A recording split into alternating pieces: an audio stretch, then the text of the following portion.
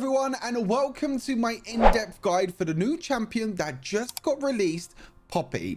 Now, Poppy is a super versatile champion that I think is going to be viable in 3 different roles: in the Baron lane, jungle, and support. Each one of these roles offers a different playstyle with Poppy, with a different build and rune setup, which I'll explain a little bit later on in the video. But before we get into the build and the runes, I just want to kind of give you a brief understanding of how the abilities work and how you can combine all of the abilities to make the most benefit from Poppy.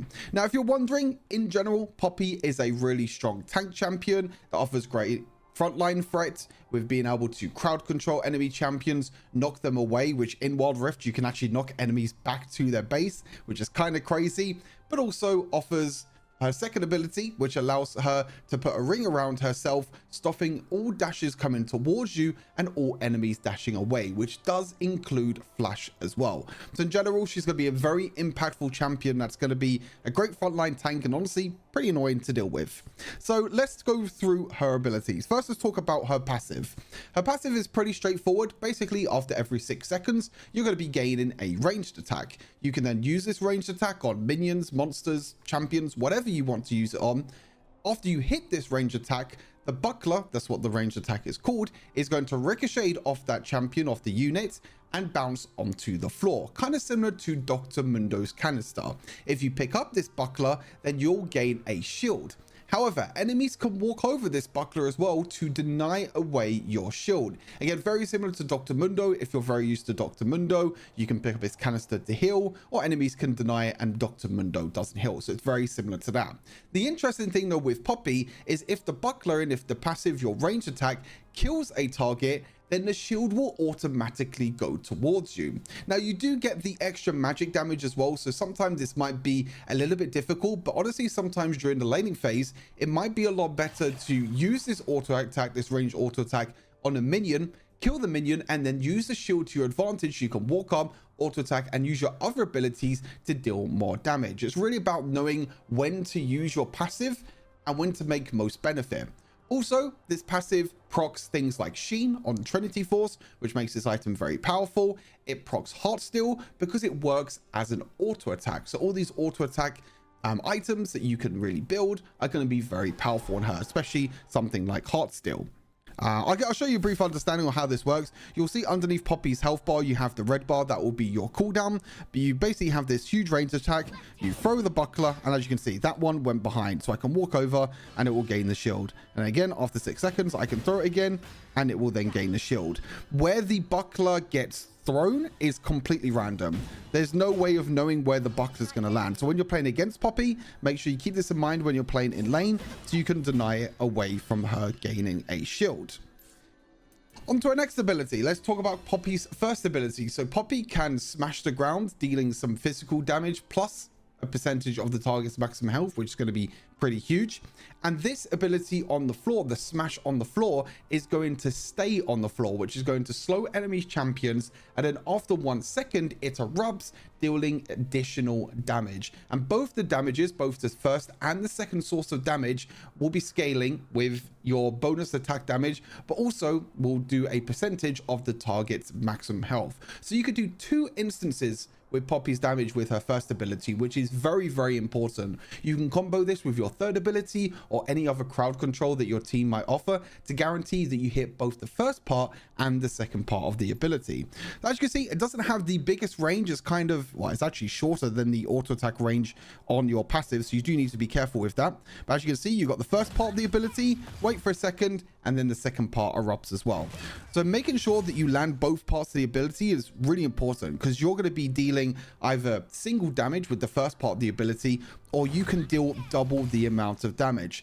Now again, your first ability is going to slow as well, so it's going to be very difficult for enemies to try and escape the second part anyway, but guaranteeing that damage can be very, very important when it comes to team fights, because if you go for a bruiser Poppy build, of course you're going to be dealing more damage. Now let's talk about Poppy's most impactful ability, which I think is going to be an absolute game changer in Wild Rift, which is her second ability, Steadfast Presence. Passive just generally gains armor and magic resist, which doubles when Poppy is below 40% health, but the active is a big one. Poppy gains movement speed, and projects a field around her for a few seconds. That stops enemy dashes. So any enemy dashes that you can think of, Ambessa dashes, Kha'Zix dashes, anyone that you can think of, including flashes as well. Enemies who are stopped by the field, so it will stop her dashes, and then enemies who are stopped by the field are also grounded and slowed for a few seconds. So if a Kha'Zix steps inside Poppy and tries to jump away with his leap, he's not going to be able to. He's going to be grounded in sight and slowed for 2 seconds, which means that you can follow up with your other abilities and everything else as well. Allows you to even get behind enemy champions if you can do that and try and knock them back into your team with your third ability. Now, I'm not going to be able to showcase too much. I will do a full gameplay for Poppy. I will also be live streaming my games of Poppy tomorrow, so make sure you keep an eye out that one. I'll probably be live around 1 p.m. UK time.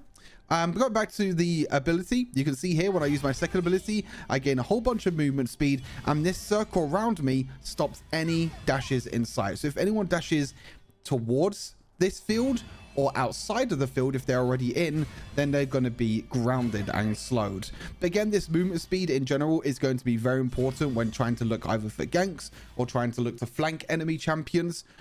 Sometimes you might not use the second ability to stop dashes. You use it more for the movement speed to try and get behind enemy champions, to try and use your other abilities. And one of them abilities that you're going to be using a lot for your crowd control is your third ability, Heroic Charge. You tackle an enemy dealing physical damage and carrying them forward, and Poppy will follow whoever she carries. If Poppy tackles them into a terrain, the target is stunned for 2 seconds and takes additional damage. This is such an important part to Poppy's kit. If you use your third ability just as a general spell with no terrain nearby, it will be completely useless. You're basically giving the AD carry or giving the enemies a helping hand by pushing them away. And I'll give you an example here. If I use my third ability, as you can see, I'm basically just pushing them away. Yes, I get closer, but if I'm playing as a tank, I'm not really going to be much help if no one else is within range and no one can auto attack the champion if I'm pushing them away. That's why you always want to bear in mind the terrain around you. If you push an enemy towards the terrain, you can see here, you can stun the enemy and do additional damage. This stun is going to be so important because what you can do is you can use your third ability into your first ability straight away, and the enemy is going to be stunned the entire duration of your first ability. So that means that the 2 charges that I was talking about, the 2 instances of damage, are going to be guaranteed if you stun enemy champions against a wall with the third ability. And also it just allows the rest of the team to follow up as well. Now, this is kind of where your second ability comes in as well. Because say a enemy champion is pushing up really, really far. I think that dummy might be a little bit too far away. Actually, it might be a good test to see how far this actually goes. Okay, yeah, a little bit too far away, so you need to be about here where I'm standing at the moment. But if you're behind enemy lines, then you can use your second ability to get the movement speed, stun them up against the wall, and do a huge amount of burst damage. You can see that I did 1,300 damage. Yes, I'm max level, but I have no items. So that's without the items available that I can still buy and still gain extra resources from. So again, super, super important, your third ability. Always look at terrain. Don't just randomly press this ability and push enemies away. I can see it now. People are going to try this champion for the first time and they're going to push someone away and it's going to absolutely tilt me, but that's fine. That's another topic for another day. And then lastly, we have Poppy's ultimate, which is Keeper's Verdict. So this has a charge and also a tap version. The hold, which charges a hammer up to 4 seconds, slowing herself by 15%. When you release the hammer, she smashes the ground, creates a shockwave, dealing physical damage to first enemy champion here and nearby enemies. It knocks them back towards their nexus and makes them untargetable, while they fly. The range and knockback distance increases with charge duration. So the longer that you charge this ability, the longer the distance will go. And as you can imagine, it can go pretty damn far. As you can see, the uncharged smash deals physical damage and knocks them up. So you're not going to deal as much physical damage, but I'll explain why the tap version might be a little bit better. But as I mentioned, you have a tap version, which as you can see here, you have a tap version and you also have a hold version. The tap version is very good if you want to deal little quick instances of damage in a short period of time. So as I mentioned, you can go with your second ability into your third ability, first ability, and then tap your ulti. And that's going to be your full combo. Third ability, first ability, into your ultimates, and the enemy is going to be stunned the entire time. Stunned, knocked up, CC'd, and also going to be taking double instances of damage with your first ability. So the tap version, as you can see, just knocks them up and does a little bit of damage. But honestly, the damage is not that bad and it's pretty decent. Now, this is where the huge part comes in. You can hold this ability and look at the range of this ability. I can knock this target dummy all the way back to the base. This was a test one I was doing earlier. All the way back to base. Look at that. Basically back to the base. And this is so impactful when you're around jungle objectives, because you can actually just knock the jungler away, which we have already had that in Wild Rift. We have already had a champion that can really make the difference during these dragon fights. Yes, you have someone like Mordekaiser that can send the jungler into the realm, but to be honest, no one really does that too much.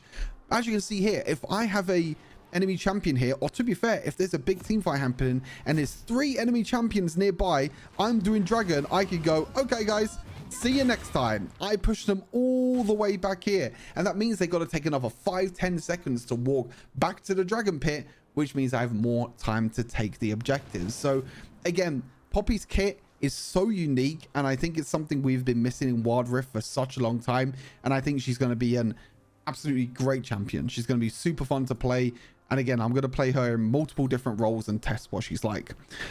Quickly before we go into the build part, I just want to show you kind of leveling order. This should be pretty self-explanatory, but I'll explain it anyway. You won't always take your first ability first unless you're playing support Poppy. Support Poppy normally wants to take the third ability to try and stun enemies to a wall early on, but if you don't have that opportunity, you can take your first ability instead. Take your third ability to try and charge someone against the wall and then get the double instances of your first ability, which is going to be super important, and then taking your second ability. Now, of course, as your main damage source, you're going to be maxing your first ability. This is always the mindset that you have to think of when you're maxing abilities. Which one is going to be the most impactful and deal the most damage, which is the first ability. And then after that, you're going to be maxing your third ability. Again, because your second ability only gives you increased movement speed and doesn't really benefit you that much. As you can see there, base damage if someone jumps away or someone jumps in your circle, and cooldown. Whereas your first ability does first damage, second damage, slow, cooldown, third ability. You can see there, wall collision, stun duration. You get so much more benefit from maxing your first ability and third ability compared to your second ability. Then, of course, you max your second ability with your ultimate when available. Now, I'm going to show you the different builds for Poppy. Now, obviously, these are like preemptive builds. These are kind of builds that I, used to playing on PC League of Legends. Builds that obviously offer some of the best items in the game right now. But again, these are builds that I need to test and they might change. So first, let's talk about the top lane builds. I mean, on every single build, you're always going to be going for defensive boots, whether they're armor boots or mercury treads. I'll just get that out of the way straight away. Heart Steel. Incredibly strong item. With Poppy, you can stay within range, staying within melee range because you are a tank, but your ranged auto attacks count as a stack towards Heartsteel. So if you walk forward, gain the stacks of Heartsteel and save the auto attack, you can then auto attack and then proc Heartsteel to gain the extra damage, but also gain extra health towards you. Now, this is how it worked in PC League. I don't know if it's the same in Wild Rift, but we'll have to wait and find out. I already tested the Sheen passive and it already works with Trinity Force, so I'm assuming it's also the same with Heartsteel. Sunfire, again, you're going to be sticking close to enemy champions a lot. As you can see, you got a bunch of movement speed. You've got your third ability, which you're going to be stunning enemy champions towards the wall. You have your first ability as well to deal a bunch of damage. You're going to be close to enemy champions a lot. And of course, Sunfire gives you that extra damage. Mantle 12th Hour. I honestly think this item is going to be very, very powerful. It gives you both the armor and magic resist that you need. But that lifeline passive, when you drop low on health, you gain the extra max health. Which, as I mentioned before, with the second ability, you drop low on health, you use your second ability, you gain the double bonuses of armor and magic resist. And if you do drop low on health, you gain the extra maximum health over time anyway. So again, a very strong item that can be very, very powerful. Of course, Amarant's Twin Guard, no surprise here. It's always a general tank item that is very, very powerful. Allows you to stay in team fights longer and gives you extra tenacity and tankiness. Then your final item is pretty flexible. I have Thornmail here because this is your general last item, but there are plenty other items you can go for. Again, you can see here I've got Randuin's Omen against crit champions. It's great. you need some more magic resist, you can go for Force of Nature. There might even be a build something like Iceborne Gauntlet, just stacking full tank, kind of like a Malphite, going Iceborne Gauntlet. And again, because the Sheen passive works with Poppy's ranged auto attack, you can proc the Iceborne passive at range. So again, super powerful. I don't think Spirit Visage is going to be good, even though you have shielding, because the item in general is pretty shit. Winter's Approach as well, also a pretty terrible item. You could go for Frozen Heart, but I don't think it's very viable. And that's pretty much it. Dawn Shroud, maybe if you can land your stun on your third ability, or if you just knock enemy champions away, you can maybe get a bit of healing, bit of extra damage. But I think there are just way too many other good items, in my opinion. Poppy, oh, sorry. Runes. Grasp the Undying, again, the same as what I've mentioned already with Heartsteel and Trinity Force. You can prop Grasp the Undying with your ranged auto attack to deal extra damage and stack health. We're going to be going through the Resolve tree with Nullifying Orb. You could also go Courage the Colossus, which can be very good with your third ability. But I in general like Nullifying Orb. Second Wind, since you're a melee champion, so you gain double the amount of stats. And Overgrowth for the extra HP over time, with Transcendence as our secondary rune. But again, your secondary rune is pretty flexible. You can go for Hex Flash. I wouldn't really take Hex Flash in Baron Lane, but you can do if you want to. Or you can take something like Demolish if you want to try and take towers as quick as possible, because you're stacking HP. Of course, some of the spells, Flash to get behind enemy champions, try and knock them in your team, Flash away to safety is great, and Ignite to just get that little bit of extra kill pressure and being able to try and win the 1v1s early on. Boom, into jungle. Now, I'm not too sure if the whole Trinity Force plus Heartsteel combo is going to be good. There might be a world where you go Trinity Force straight into Sundered Sky. And the reason why this build works well in jungle is it just helps your jungle clear a lot more. You become more of a carry in the jungle rather than a tank. And of course, you need this jungle clear. You need the jungle clear. You start with Longsword in jungle. I'm probably going to test out Poppy's jungle clear to see if she's any good. But in general, you're going to go Trinity Force as a very strong bruiser item. Best bruiser item in the game. Again, Heartsteel, very easy to stack and a very strong item for Poppy. Sundered Sky, you might be very surprised. But again, that same idea of your ranged attack working as an auto attack means that will be able to critically strike thanks to Sundered Sky. So the first attack against the enemy champion critically strikes, which is on a 6-second cooldown. Guess what? Your passive is also on a 6-second cooldown. So you can keep proccing this over and over again, and you can keep critically striking over and over again as well. So I think it's going to be a very strong item if you want to play a more bruiser Poppy style. And after these three items, you should go for tank items, honestly. Twin Guard, Thornmail. If you want to go full bruiser, honestly, you can probably do something like this, where you go more Malmortius, maybe go for something like Death Stance if you need more damage. But honestly, I don't think you'll need more damage. I think you'll be totally fine with Trinity Force, Sundered Sky, and Heartsteel. So it means you can go for more tank items later on. I mean, Twin Guard is a must item on Poppy. It's just way too good. Runes, you kind of have two options for jungle. Phase Rush, I think, is going to be very powerful because you can proc it really easily with an auto attack, your third ability, and your first ability, which gains you the extra movement speed and also the ability ace. You can use your abilities more often, or you can go for something like Aftershock. If you want more tankiness, you can go for Aftershock and go for that instead. In terms of the other runes, you're just going to go for Resolve again because there's not really anything else good to go for. Nullifying Orb, Bone Plating since you're in the jungle, so second wind doesn't have much value. Overgrowth and Hex Flash. Hex Flash is going to be so good in jungle. You can Hex Flash behind walls, you can Hex Flash behind enemy champions, you can catch them off guard and knock enemies into the wall. I think it's going to be a very powerful rune in the jungle. And of course, for your summoner spells, Flash and Smite Rooney, because we're playing jungle. Finally, supports. Yordle Trap. I honestly think Yordle Trap might be quite good. Now, the reason I say Yordle Trap might be quite good is if this interaction works correctly, it can be very powerful. Now, Poppy's third ability technically still works as a displacement. Even if you don't stun enemy champions to the wall, you are displacing the movement of an enemy champion. You are forcing them to move in a direction where they don't want to move. This should work towards Poppy's, towards Yordle Trap, and it should also work towards Aftershock, which I also need to test as well. Immobilizing your champion should still work with your third ability, even if you don't stun them up against the wall. Again, I need to test this. I need to see what it's like. The champion's just released, but this should be the interaction. So Yordle Trap on a support, very, very cheap item. It can be very, very powerful, especially if you want to roam around. Then after that, again, you go for the general tank items, things like Heart Steals, get extra tankiness, Twin Guard, Thornmail, any other flexible tank item that you need to go for. Again, as I mentioned, runes in the 2v2, Aftershock is going to be a lot more powerful because you can be more tanky and you can deal more damage. Again, you can stun enemy champions up against the wall, which I think is going to be very, very strong as a support. Nullifying Orb again, Resolve Tree, no surprise. Bone Plating or Second Wind, depending if you're against a ranged champion or a melee champion. Overgrowth for the extra health. You can also probably go for Perseverance. It's probably not too bad if you're against a lot of crowd control. And then Hex Flash, try and get behind enemy champions with Flash and Ignite. Now, most of the time, Poppy, you don't actually want to play against ranged champions because you're just going to get poked a lot.